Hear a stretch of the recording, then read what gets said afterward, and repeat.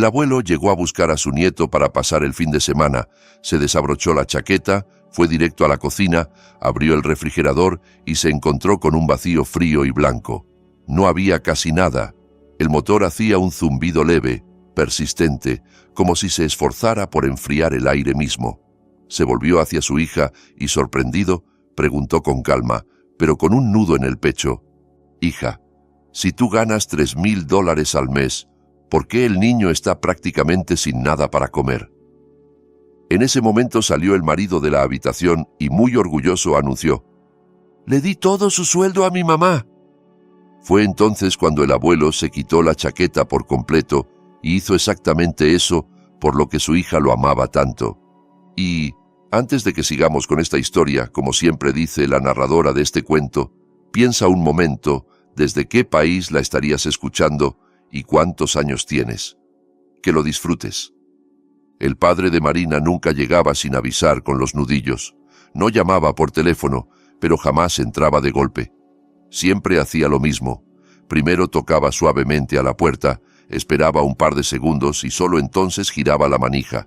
Lo hacía así estuviera de buen humor, cansado, preocupado o feliz.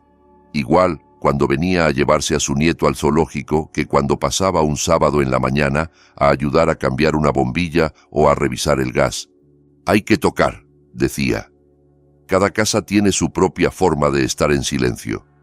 El golpecito ya era parte de la identidad familiar. De niña, Marina se acostumbró a él como a un sonido que ponía todo en orden.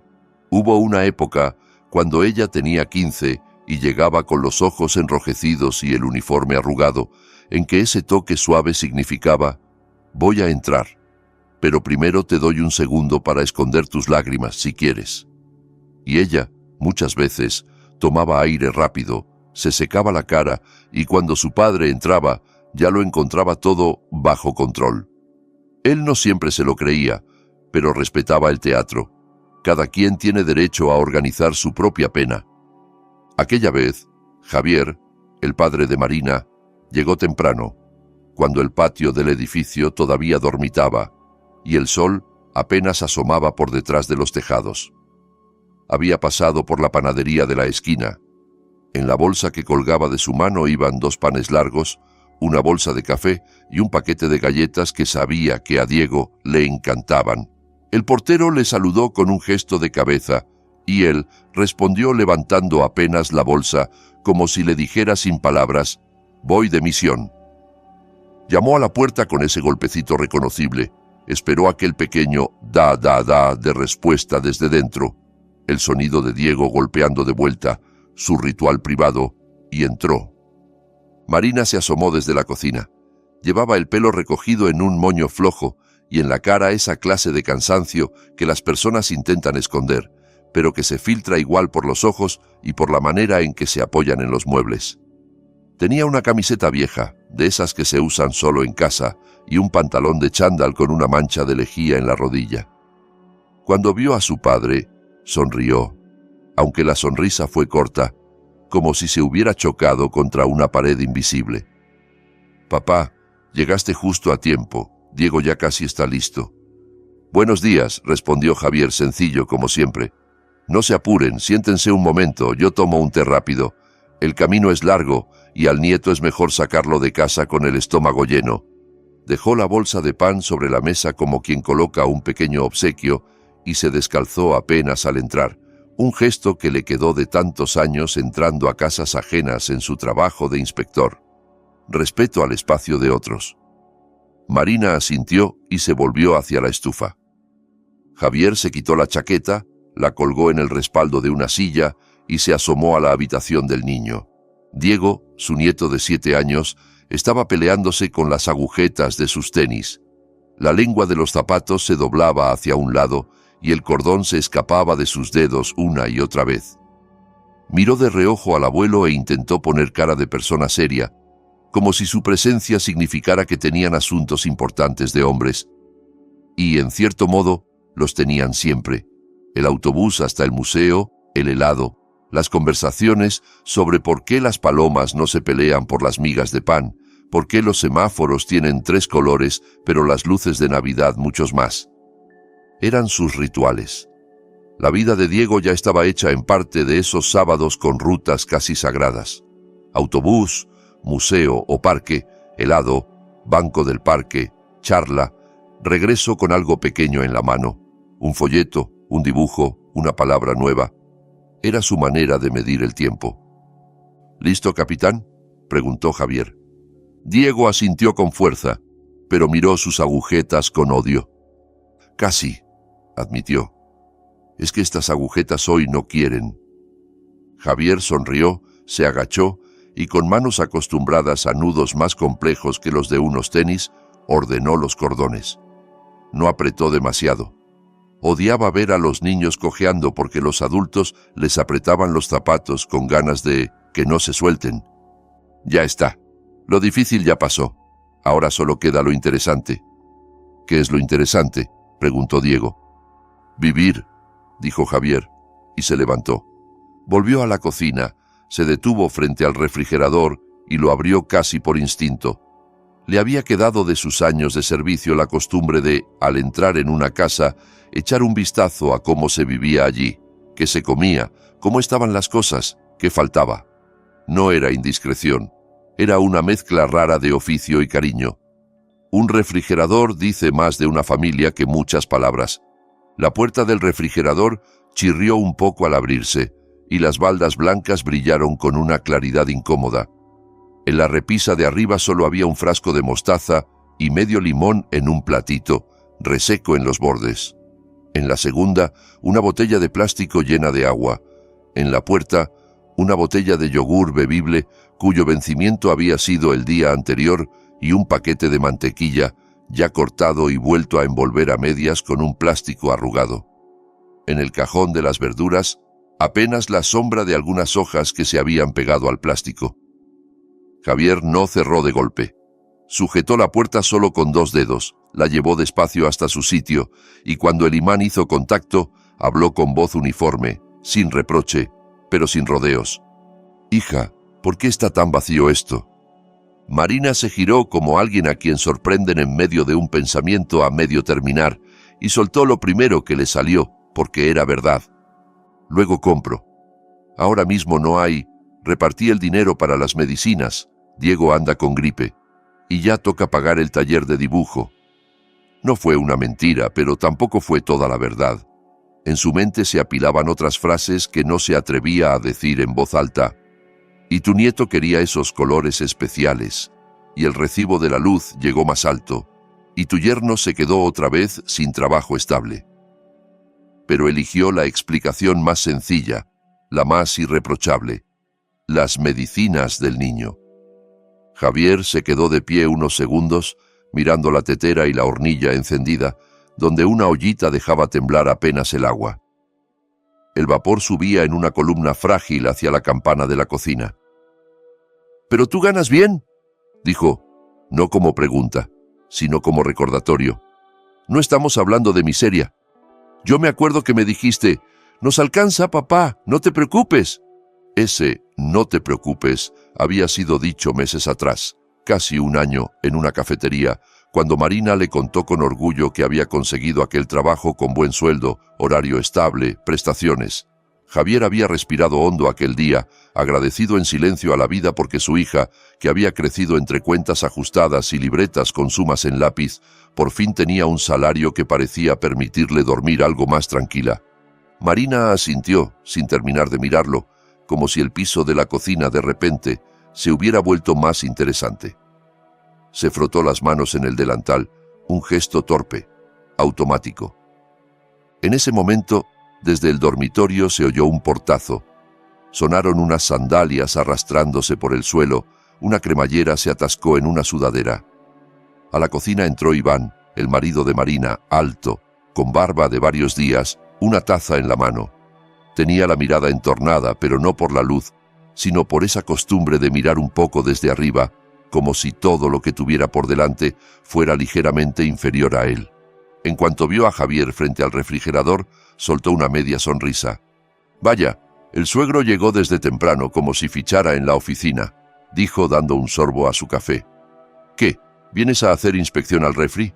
Está todo bajo control». A Javier nunca le habían gustado los diminutivos irrespetuosos, ni esas palabras que convierten a los padres en papaíto y mamita cuando se usan con desdén. Había visto demasiadas veces cómo el tono, más que las palabras, resbalaba por la columna vertebral de alguien y se le instalaba en el cuerpo como una molestia. Lo miró como se mira a quien se cree que lo sabe todo, y en realidad sabe muy poco. «Diego tiene que desayunar», dijo sin subir la voz. «Hoy salimos de paseo. Un niño tiene que comer». Iván resopló, dejó la taza sobre la mesa y se encogió de hombros. «¿Quién lo discute? Pero aquí el presupuesto es familiar, y cuando alguien tiene las manos donde no debe, mi mamá sigue siendo una sola». Marina tensó los hombros. Conocía esa frase. Era el comienzo de un discurso que ya había escuchado demasiadas veces. Mi mamá esto, mi mamá lo otro, mi mamá que sacrificó, mi mamá que merece. Había aprendido a callar cuando él entraba en ese modo defensivo casi automático, pero ese día su padre estaba en la cocina y eso cambiaba la escena.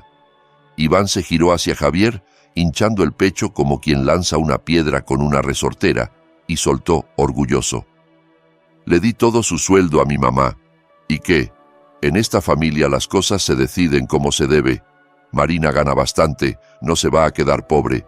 Y mi mamá es pensionada, ella lo necesita más». En la cocina se hizo un vacío raro, no solo en las baldas del refrigerador, sino en el aire. Algo se estiró hacia afuera como si faltara oxígeno. La palabra todo quedó flotando, subrayada por un silencio espeso. No una parte, no le ayudé, no le mandé algo, todo. Javier no tuvo ni una frase ruidosa en la punta de la lengua, ni un «¿cómo te atreves?» teatral. Lo único que hizo fue descolgar despacio la chaqueta del respaldo de la silla, pero no se la puso. La dobló con cuidado en dos, alisando una manga con los dedos, y la dejó sobre el asiento. En él, ese gesto significaba siempre lo mismo. Esta conversación no va a ser de paso, va a ser aquí, ahora y en serio. Marina reconoció la señal. Recordó un día, muchos años atrás, cuando su padre se quitó la chaqueta igual en su casa de infancia, antes de sentarse frente a su madre y decirle: «No vamos a seguir discutiendo de pie, como si estuviéramos a punto de irnos. Esto es de quedarse». Entonces era otro tema, otro conflicto, pero el modo era el mismo. «Marina», dijo ahora con tono bajo, «ve con Diego y ayúdale con las agujetas. Iván y yo vamos a hablar 2 minutos». Ella quiso decir algo, interponerse, justificar, suavizar, pero la mirada de su padre era tranquila y completamente firme. No decía «yo me encargo de todo», sino «voy a hacer lo que debo hacer». Asintió y salió hacia la habitación del niño. El arrastrar de las sandalias de Iván se aceleró al otro lado. Diego intentaba darse prisa, imitándolo a él. El niño, ajeno a los detalles, solo percibía que el aire en la casa se había puesto más denso. Javier se sentó en el taburete, apoyó las palmas de las manos sobre la mesa. Iván se quedó de pie, fingiendo que era él quien controlaba el rumbo de la charla. Se cruzó de brazos, apoyó un hombro en el marco de la puerta, como si se diera el lujo de mirar la escena desde fuera. «Escucha bien», empezó Javier. «Te voy a hacer una sola pregunta, pero de verdad, ¿de qué vives tú?» Iván se encogió de hombros con una sonrisa ladeada. «De lo que sale. Tú sabes cómo está el tema del trabajo. Hago chapuzas donde puedo, pero tenemos familia, ¿no? Y a la parte más débil se le apoya. Mi mamá es el eslabón más débil, le cuesta, tiene sus pastillas, no todo lo va a gastar Marina en sí misma». Javier recordó, casi con un flash, la primera vez que vio a la madre de Iván. Fue en el cumpleaños de Diego, cuando el niño cumplió 4. Una mujer baja, con el pelo teñido de un rubio demasiado claro, los labios muy pintados y la voz fuerte. En cuanto llegó, empezó a hablar de lo caro que estaba todo, de lo poco que le alcanzaba la pensión, de lo mal que la trataba la vida. Trajo un regalo para el niño, una pistola de plástico con luces y sonidos. Cuando Diego la encendió, la madre de Iván comentó: «Así se hace hombre, con ruido, nada de muñequitos blandengues». Aquella frase se le había quedado a Javier pegada en la memoria como una etiqueta vieja. La madre de Iván también tenía su historia, su miseria, sus dolores. Nadie se vuelve así de la nada, pero una cosa era entender y otra justificar. «Las pastillas son sagradas», admitió Javier. «Entonces vamos a hacerlo así. Ahora mismo me das la tarjeta de Marina, si la tienes tú, y todas las tarjetas adicionales que estén ligadas a su cuenta. Luego me llevo a Marina y al niño al banco, cerramos accesos, ponemos límites, y tú, como hombre, vas y consigues un trabajo. Cualquiera, pero un trabajo. Los asuntos de dinero de mi hija y de mi nieto los va a decidir mi hija, no tú. Desde hoy. ¿Estamos?» Iván bufó. «Esta es mi casa. Aquí decido yo. Y además, no es asunto tuyo a quién le transfiere Marina su dinero». «Es mi nieto», dijo Javier mirándolo sin parpadear. «Es mi hija. Mientras vivas en esta casa, compórtate como esposo, no como mensajero de tu madre. Te lo repito, las tarjetas sobre la mesa». Iván se rió un poco alto, pero no duró mucho. Se reía todavía cuando los ojos de Javier se endurecieron hasta volverse una línea recta, sin un solo pestañeo. Nada de venas hinchadas, nada de gritos, solo una mirada detenida, la misma con la que tantas veces había calmado a hombres que hablaban demasiado fuerte en recepciones de oficinas, en filas de bancos, en salas de espera, cuando trabajaba resolviendo conflictos pequeños pero diarios. Había aprendido a usar la calma como un muro. Entonces, Iván dejó la taza caer en el fregadero con un golpe sordo, metió la mano en el bolsillo de la sudadera y sacó una tarjeta. Luego otra. La tercera la tomó de la cartera que guardaba sobre el refrigerador. Las golpeó contra la mesa. «Toma, llévatelas. Bloquéenlas si quieren. Pero a mi mamá ni la toquen». «A tu mamá nadie la va a tocar», respondió Javier con la misma calma. «Estoy hablando contigo. Eres adulto. Tomaste una decisión. Tú mismo vas a responder por ella. Ahora es muy simple. Nosotros vamos al banco. Tú te quedas aquí y piensas cómo vas a vivir de aquí en adelante. Cuando regrese, hablamos otra vez. Y sí, mientras nosotros estamos en el banco, tú vas al supermercado con una lista. Marina dejará la lista. El niño tiene que comer comida de verdad. ¿Entendido?» Iván quiso saltar, alzar la voz, cubrir todo con palabras gruesas, pero se atragantó con su propio «yo decido». La mirada de Javier no le dejaba espacio para la rebeldía, no porque fuera mayor, sino porque en esa mirada había años de experiencia, orden y gente de la que alguien se hace responsable. No era una mirada autoritaria, era una mirada que decía: «Yo no te voy a pegar, pero tampoco me voy a echar atrás».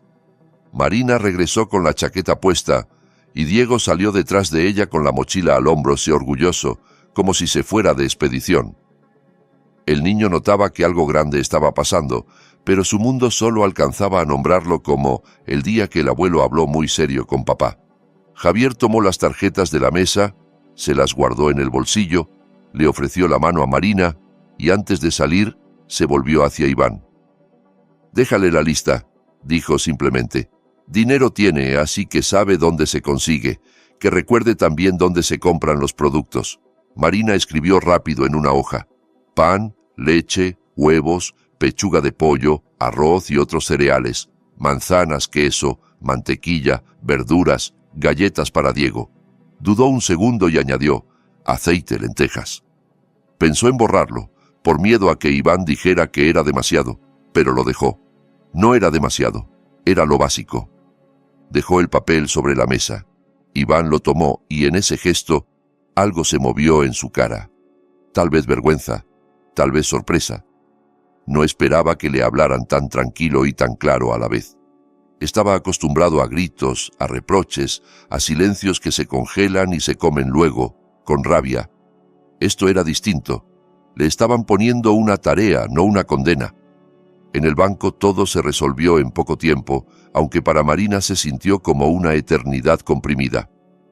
Mientras caminaban hasta allí, ella se debatía por dentro entre dos sensaciones: alivio porque su padre estaba a su lado y miedo por lo que eso significaba.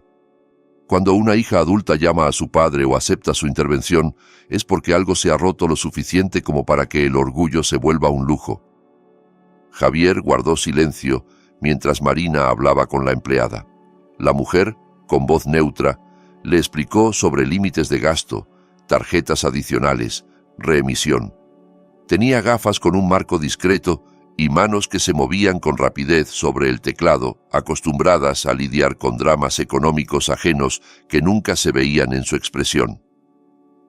Marina sintió un nudo en la garganta cuando la empleada le dijo: «Aquí tenemos registrado que de su cuenta han salido transferencias mensuales casi completas a este mismo número de cuenta, desde hace 6 meses».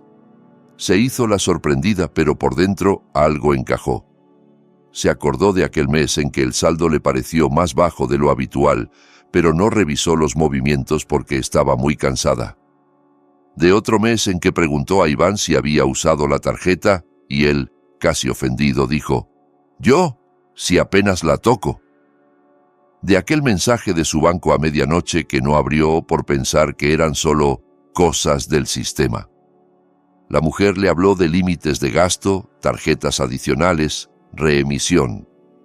Marina firmó la solicitud para bloquear todos los duplicados, prohibir las transferencias a distancia sin confirmación de la titular, y puso doble verificación en la app del banco. En el teléfono le activaron las notificaciones de cada movimiento. Hizo clic en «Aceptar» y sintió algo parecido a poner un cerrojo nuevo en la puerta de casa. Ella miró a su padre. Él asintió. Era lo que había que hacer. Cuando salieron, se sentaron un momento en una banca de la plaza que había frente al banco. Diego estaba distraído mirando unos pájaros que picoteaban migas cerca de un puesto de periódicos. Javier, sin mirarla directamente, dijo: «No eres la primera ni la última a la que le pasa algo así. No te atrevas a colgarte el cartel de yo, la tonta. No eres tonta. Confiar no es ser tonto. Lo que sí pasa es que cuando confiamos hay que mirar por la ventana de vez en cuando. Eso es todo». Marina respiró hondo. «Me da vergüenza», confesó. «Vergüenza contigo. Yo te dije que no te preocuparas, que me alcanzaba. Y tú siempre me preguntabas si quería que revisaras algo, si necesitaba ayuda. Y yo, no, todo está bien.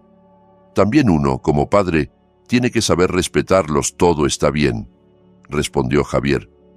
«Pero cuando el todo está bien se traduce en refrigerador vacío, no es falta de amor meter la mano, es obligación». Se quedaron un momento en silencio. Un autobús pasó haciendo ruido, alguien vendía globos, un niño lloraba porque quería uno azul y la madre ya le había comprado uno rojo. «No lo voy a dejar sin mamá», dijo Marina de pronto. «No quiero que pienses que odio a tu suegra». Javier sonrió apenas. «No hace falta odiarla», dijo. «Basta con poner cada cosa en su sitio. Tu suegra tiene su vida, tú tienes la tuya. No hay que echar a nadie del planeta, solo hay que poner fronteras». Después pasaron por el supermercado. Javier caminaba junto al carrito y, sin decir mucho, iba añadiendo cosas que en su casa nunca faltaban. Pasta de buena calidad, un par de latas de carne en conserva por si acaso, un frasco de miel, 2 kilos de papas, zanahorias, cebollas, más yogur bebible, requesón. En un momento se detuvo frente a las legumbres y levantó una bolsa de lentejas. «A tu madre le salía muy buena la sopa de lentejas», comentó. «¿Te acuerdas?» Marina se quedó mirando las bolsas un segundo más. «Me acuerdo», dijo. «Y me acuerdo que tú siempre decías que en una casa con lentejas nunca hay hambre de verdad». «No sé si lo decía yo o me lo decía a mí mismo», rió Javier. Pero funcionaba. Diego, sentado en la parte delantera del carrito, iba mirando todo con ojos grandes. Estaba descubriendo el supermercado de una forma nueva, no como el sitio donde a veces se pedía una golosina y la respuesta era «después», sino como el lugar donde se eligen las cosas que llenan la casa. «Papá», dijo Marina en voz baja, cuando Diego se distrajo con un estante de cereales. «Lo que estás haciendo ahora está bien, solo no regañes mucho a Iván. Yo también tengo culpa, no estuve atenta». «No», contestó él. El culpable es el que te saca las cosas de las manos.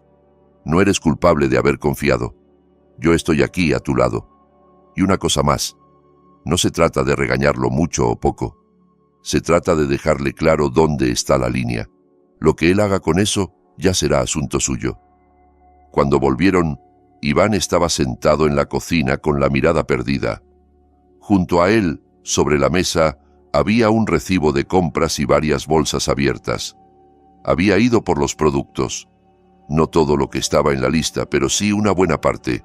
Pan, leche, huevos, arroz, algunas manzanas, un pollo entero en lugar de pechuga. Se le notaba incómodo, torpe, como alguien a quien por primera vez en la vida le piden que haga algo simple pero bien hecho, no como salga. «Ya traje todo lo de la lista», dijo casi justificándose. «Bueno, casi todo. No tenían algunas cosas, pero agarré otras». «Bien», respondió Javier. «Hazle ahora un sándwich al niño y luego hablamos». Iván lo miró con un gesto raro, como si no terminara de creer que el hombre que acababa de ponerle límites con tanta claridad ahora le encargaba algo tan doméstico como un sándwich. Pero se levantó, abrió el pan, cortó un poco de queso, buscó la mantequilla. Sus manos, más acostumbradas a mandar mensajes que a untar pan, se movieron con torpeza sobre la tabla de cortar. Marina le guiñó un ojo a Diego y se lo llevó a la habitación. Colgar la chaqueta, revisar la tarea, volver a colgar bien la chaqueta que él había dejado a medias. Acomodar pequeñas cosas, como si con cada percha en su sitio, el mundo fuera recuperando el equilibrio. Unos minutos después, Javier volvió a sentarse en la cocina frente a Iván. «Iván», empezó, «vamos a hablar sin gritos. Nadie te está echando de la casa, pero las reglas aquí son estas. El dinero de la familia lo maneja la familia, no tu mamá, ni tu tío, ni un amigo. Tú eres el hombre, ve y gana. Si ahora no puedes, aprende. No me molesta ayudarles, al contrario. Lo que no voy a hacer es mantener a un hombre adulto que ve normal entregar el sueldo de su esposa. ¿Te quedó claro?» Iván tragó saliva. «Voy a encontrar algo», murmuró. «Voy a conseguir trabajo. No soy manco». La frase le salió defensiva, casi agresiva, pero en el fondo sonaba a súplica. «Te creo», asintió Javier. «Por eso, así va a ser. Hoy recoges tus documentos, mañana sales a buscar. ¿A dónde llevas tiempo diciendo que ibas a ir? Por la noche le das tu informe. No a mí, a tu esposa. Y otra cosa, voy a dejar en el pasillo una bolsa con arroz, harina y conservas. No es caridad. Es la garantía de que mi nieto no se queda sin comer. Y no se te ocurra decir, habríamos podido solos. No pudieron, si el refrigerador está vacío». Iván guardó silencio. Tenía ganas de soltar un «tú no sabes», pero en el fondo sabía que Javier sí sabía. No de su vida concreta, pero sí de la vida de muchos. Parecía que, por primera vez en mucho tiempo, escuchaba no un regaño ni una humillación, sino un plan simple. Haz uno, haz dos.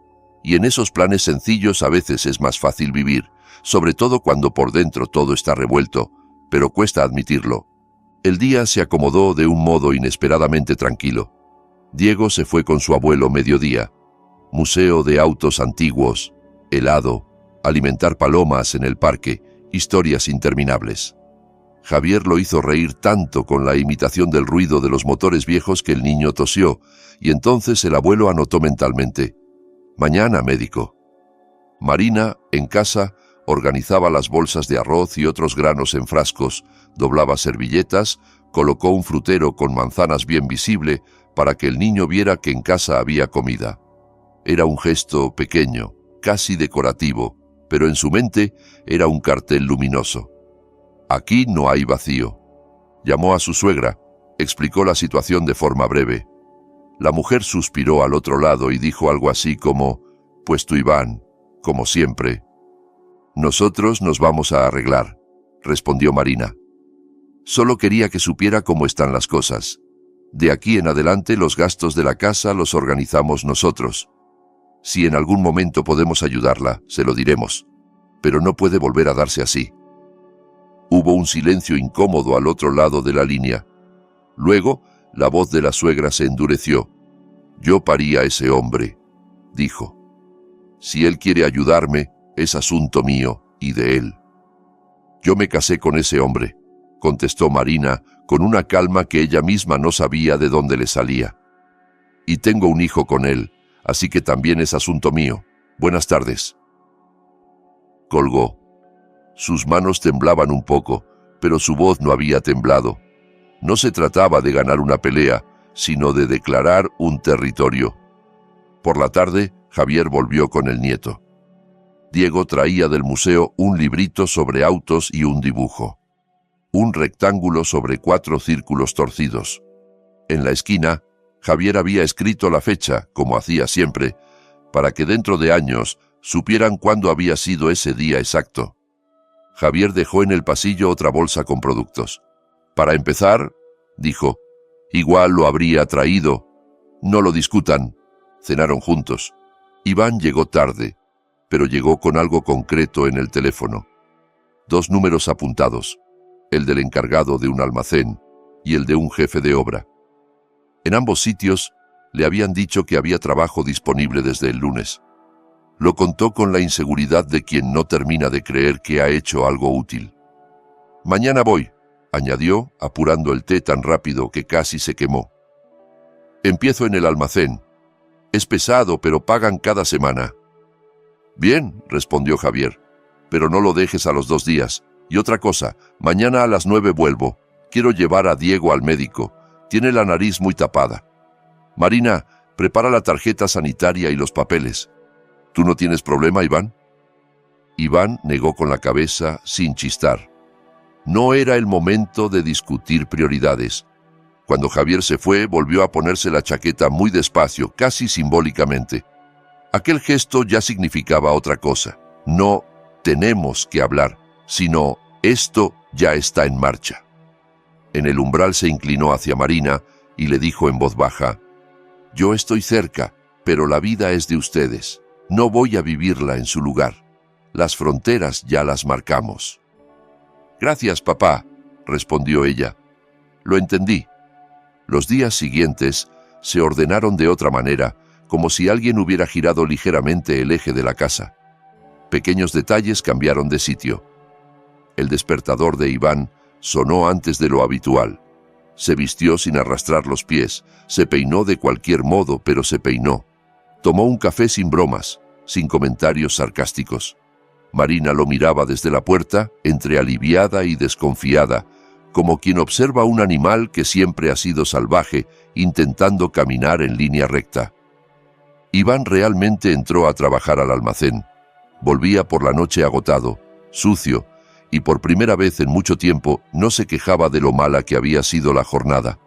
Solo decía, «normal». Aquella palabra, «normal», empezó a sonar a música nueva en la casa.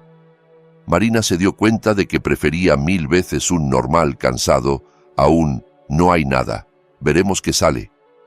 Al tercer día no aguantó y despotricó contra el jefe de equipo, las cargas pesadas, el trato borde.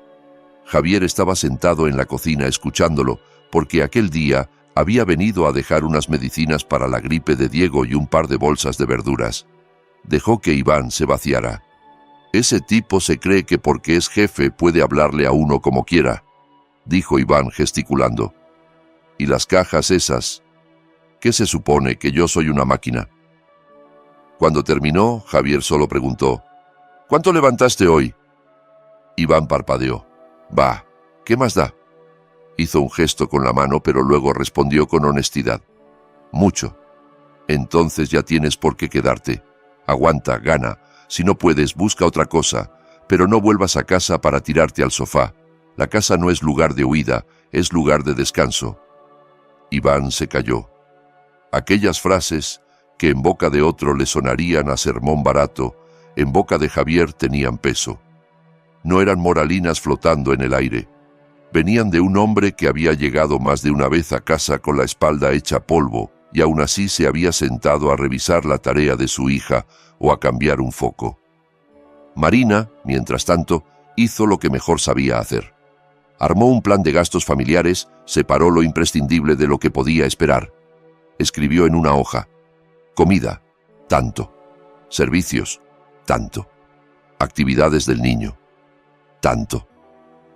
Añadió ahorro con un monto pequeño, casi simbólico, pero lo escribió igual. Lo pegó en el refrigerador con un imán con forma de sol. Por las noches se sentaban los tres y revisaban dónde se podía recortar y dónde no. Un día discutieron si el servicio de streaming era imprescindible o prescindible. Otro día, si las salidas improvisadas a comer fuera podían cambiarse por pizzas caseras. La palabra «no podemos» fue reemplazada poco a poco por «ahora no, más adelante». ¿Gritos? No. Por primera vez en mucho tiempo, no, porque sobre la mesa había una lista y no solo palabras. Cuando la realidad se escribe en números, se vuelve más difícil negar lo evidente. Iván tardó en aceptar el nuevo orden. Dentro de él, como en alguien acostumbrado a soluciones fáciles, seguía chirriando un resorte viejo. ¿Y si, solo una vez, nada más para mi mamá? Llamó a su madre al segundo día y, hablando tan alto que se oía desde la cocina, le explicó que ahora todo estaba apretado, pero que pronto estaría mejor. Ella se indignó. Exigió que le mandara por lo menos $50 de inmediato. «Tú sabes que yo los necesito», dijo. «Siempre he contado contigo». «¿Qué? Ahora que estás casado te olvidas de tu madre». Iván se enredó en excusas. Prometió: «Desde el lunes». «Estoy empezando en un trabajo, ma. No es tan fácil.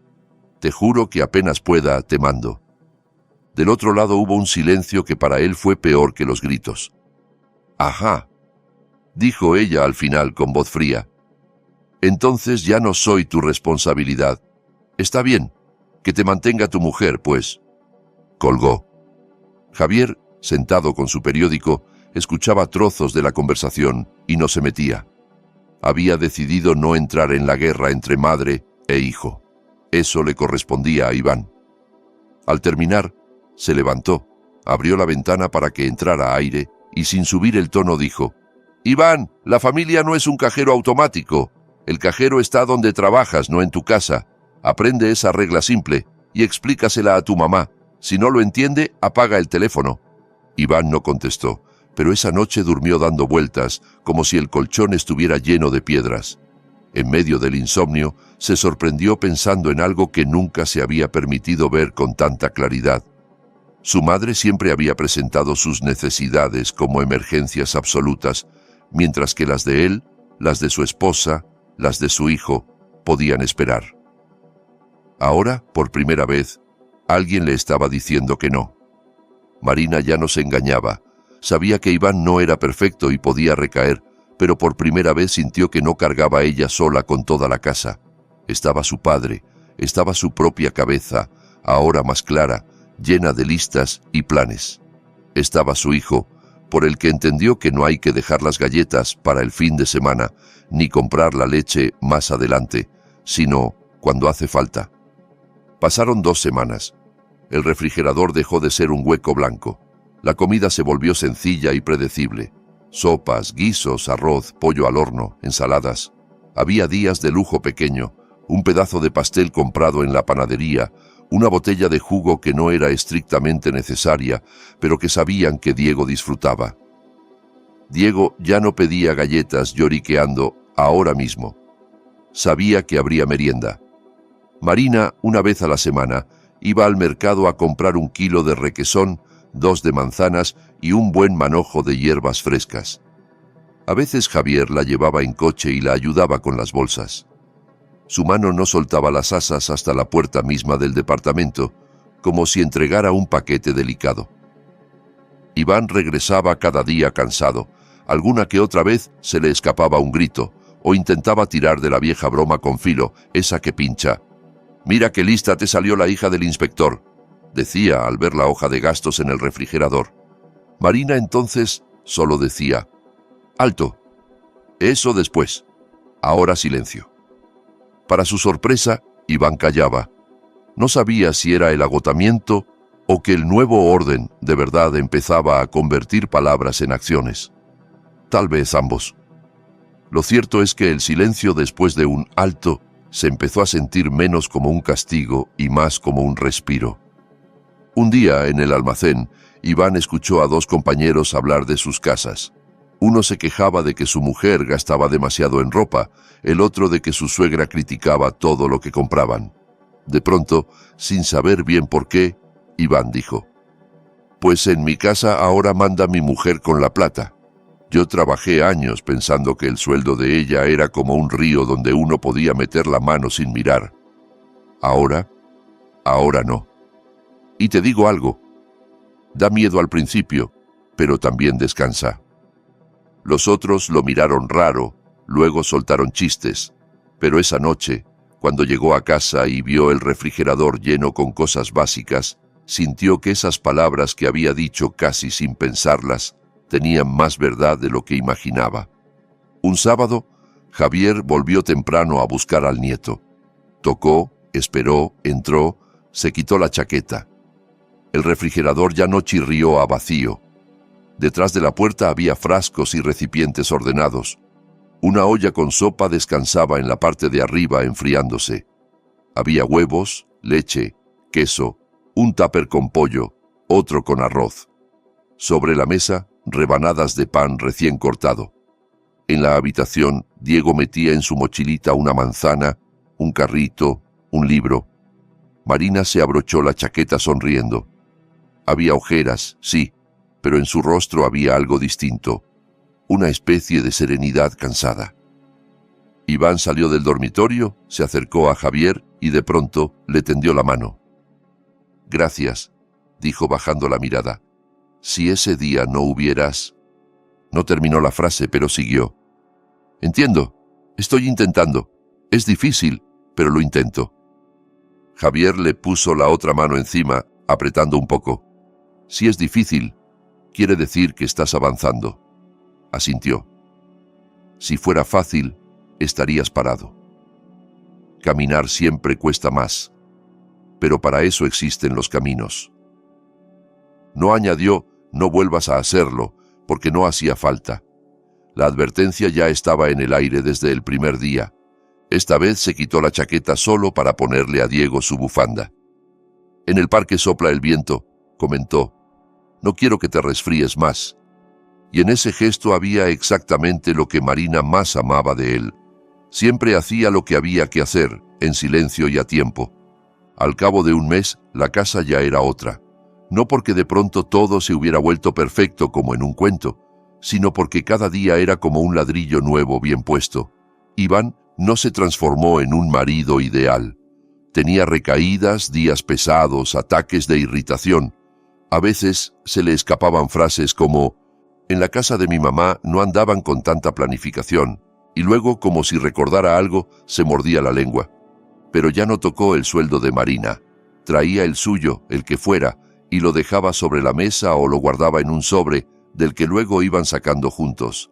A veces un poco menos, a veces un poco más. Marina dejó de dormir con el teléfono en la mano, esperando mensajes de retiros inesperados.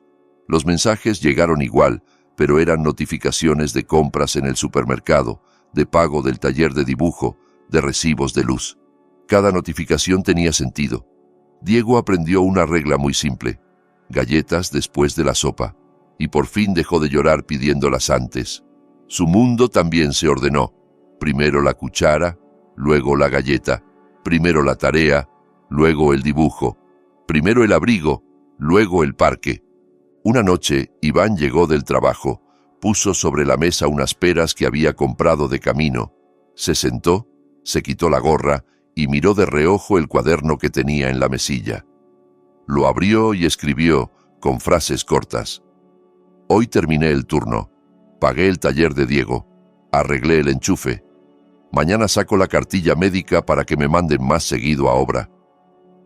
No se lo enseñó a Marina. Ella tampoco se lo pidió.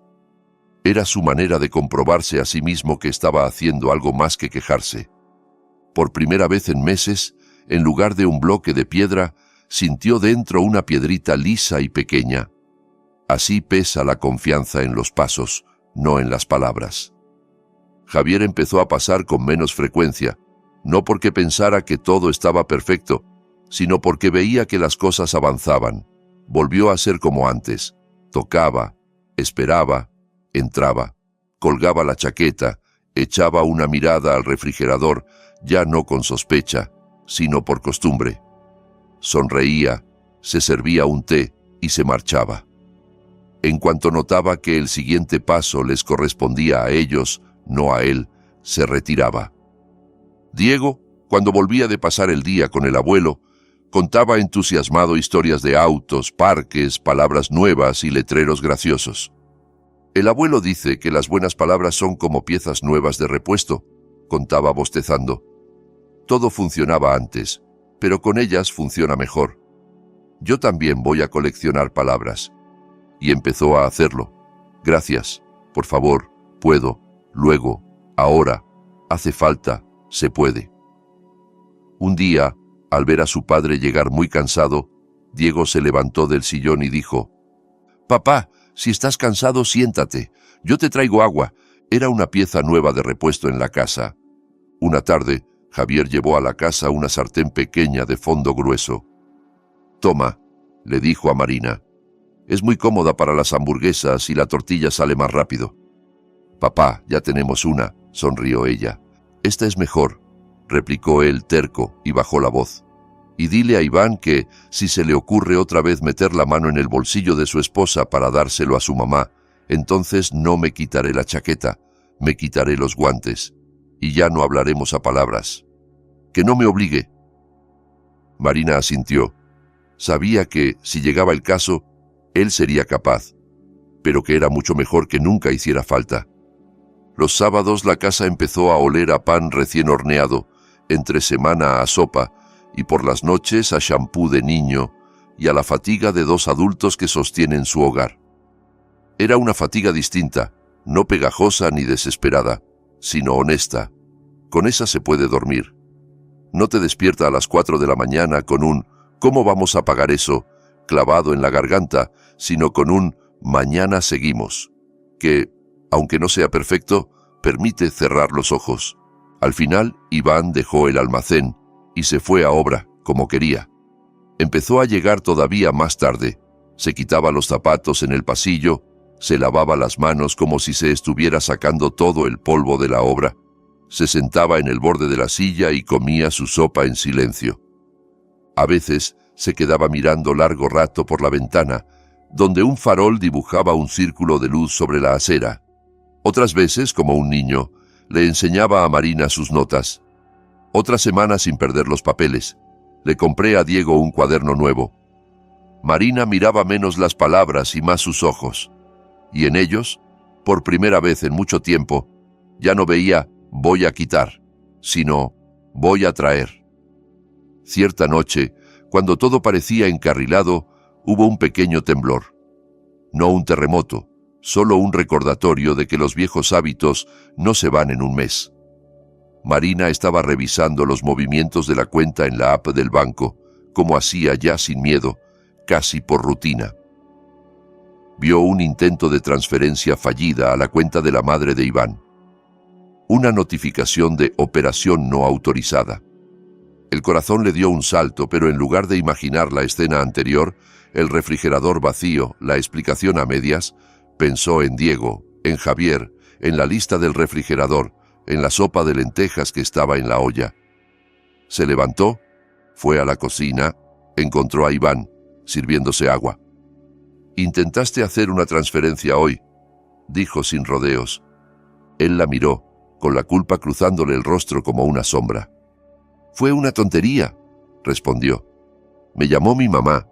Dice que está muy mal, que el alquiler, que las pastillas. Lo puse, pero vi el mensaje de que necesitaba autorización tuya. Y no sabía cómo pedirte. Lo cancelé, o lo intenté». «No lo cancelaste», corrigió Marina. «El banco no dejó, es distinto, pero por lo menos no insististe». Se quedaron mirándose un segundo. «No sé cómo hacer», confesó él de golpe. «Siento que, si no le mando nada, soy un mal hijo, pero si te quito a ti, Soy un mal esposo y un mal padre, y me canso de ser el malo en todas partes. Marina se apoyó en la mesa. Nunca lo había oído decir algo así tan claro. No eres el malo por no poder darle a todos, dijo. Eres un solo hombre, no eres un banco, y tu mamá tiene que aprender a vivir con lo que tiene, como nosotros. Si algún día tenemos un extra, lo hablamos, pero no puedes seguir sentándote en la silla de juez de ti mismo todo el tiempo. Él se rió, sin alegría. Eso lo aprendí en casa, admitió. Mi mamá siempre decía, un buen hijo se queda sin nada por la madre. Yo me lo creí. Tu mamá te enseñó eso, respondió Marina. Mi papá me enseñó otra cosa. Un buen padre no deja a los hijos sin comer para quedar bien con nadie. Elige cuál frase quieres que se quede en esta casa. Iván no respondió de inmediato. Sabía que, en el fondo, esa elección no se hacía de la noche a la mañana. Pero esa noche, por primera vez, apagó el teléfono antes de dormir. No por castigo a su madre, sino por descanso propio. El día en que todo empezó, Javier no echó a Iván de la casa, no lanzó frases grandilocuentes, no azotó puertas, simplemente marcó un límite y le mostró cómo se cruza esa línea a quienes están dispuestos a responder por lo que hacen. Sin orgullo, sin discursos de «porque soy el hombre», sin poner a la madre como escudo. Lo hizo como quien pone un cerco alrededor de una planta para que no la pisen, no contra nadie, sino a favor de algo. Marina, después, se sorprendía pensando una y otra vez, ¿por qué quiero tanto a mi papá? Y siempre llegaba a la misma respuesta. Lo quería porque sabía llegar a tiempo y sabía irse a tiempo, porque sus actos no dejaban cola de reproches acumulados, porque al ver un refrigerador vacío no le soltó «qué mala ama de casa eres», sino «el niño tiene que comer», porque no dejó al nieto para después, y porque hizo exactamente lo necesario para que, a partir de ahí, siguieran ellos solos. Meses más tarde, Marina abrió una nueva página en su cuaderno y escribió: «Vivir mi propia familia, cuidar a los que están conmigo, dar las gracias a quien está cerca». Había aprendido que la lealtad no consiste en olvidarse de quien te crió, sino en no traicionar a quien come contigo todos los días. La felicidad silenciosa no necesita gritar. No le gustan las grandes declaraciones. Prefiere esos momentos en los que, por la mañana, pones la tetera al fuego, abres el refrigerador y ahí están la leche, los huevos, el queso y unas manzanas. Cada cosa en su sitio. El niño sentado a la mesa haciendo un dibujo mientras espera el desayuno. Un hombre que llega tarde, cansado, pero con las manos ocupadas trayendo y no vaciando. Y sabes que, si algún día llega una desgracia, alguien va a tocar la puerta. No la va a tirar abajo, va a tocar, va a esperar y luego va a entrar. Y si hace falta, se quitará la chaqueta y se sentará a la mesa, no para decidir tu vida por ti, sino para recordarte, con calma, dónde están las fronteras que te ayudan a vivirla.